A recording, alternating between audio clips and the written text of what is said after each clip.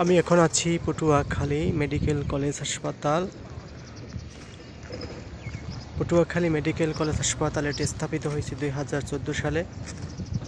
এটার কার্যক্রম এখনও চলমান, এটার সম্পূর্ণ কার্যক্রম এখনও শেষ হয়নি।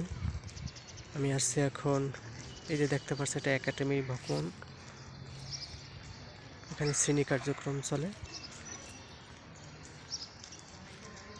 এটা অনেক একটি বিশাল এলাকা, এখানে টোটাল 500 শয্যার হাসপাতাল সংশ্লিষ্ট।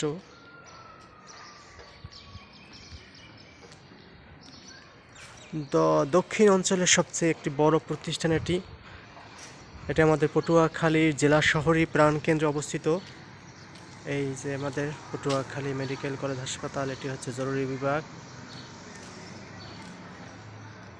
এটা হচ্ছে যে এই ভবনটা হচ্ছে একাডেমিক কার্যক্রম চলে জায়গায়।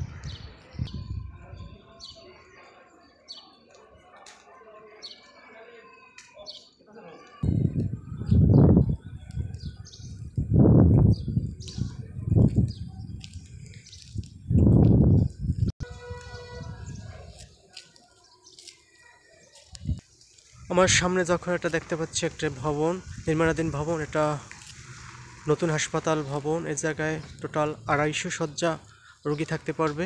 আর পাশেই পুরাতন ভবন, এ জায়গায় 250 শয্যা, দুইটায় মিলিতভাবে টোটাল 500 শয্যা বিশিষ্ট হাসপাতাল।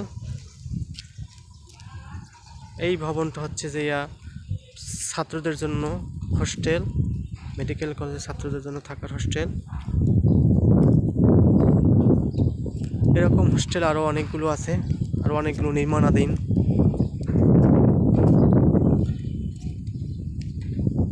এই যে টাওয়ারটা দেখা যাচ্ছে, যে বাংলাদেশ টেলিভিশনের একটি টাওয়ার, পটুয়াখালীতে অবস্থিত। এটা হোস্টেলের ছাত্ররা আসা যাওয়া করতেছে জায়গায়। সামনে আমি একটু পর দেখা যাবে আমাদের মেডিকেল কলেজ হাসপাতালে খেলার মাঠ। আজকে ছাত্ররা তাদের অথবা গণ ইফতারের আয়োজন করছে, তাদের কার্যক্রম চলমান। আমি দেখতে পাচ্ছি তাদের ইফতার নিয়ে যাচ্ছে মাঠের ভিতরে।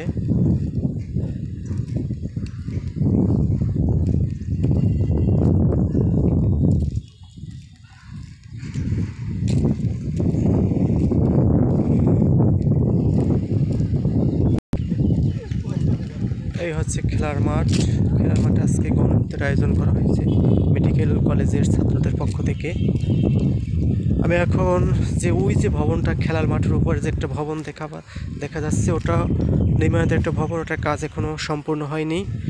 ওটা শ্রেণী কার্যক্রমের জন্য নির্মাণ হচ্ছে। এটা বিশাল ভবন, ওটা অনেক বড় একটি ভবন। তারপর তার পাশেই আছে ছাত্রীদের জন্য হোস্টেল। ওই যে ভবনগুলো দেখা যাচ্ছে, এগুলো ছাত্রীদের জন্য হোস্টেল। আমি এখন বিকালবেলা হাঁটতেছি, সূর্য অস্ত যাচ্ছে, ইফতারের সময় এখন ঘনিয়ে আসছে। আমি আর ভিডিওটি লম্বা করব না।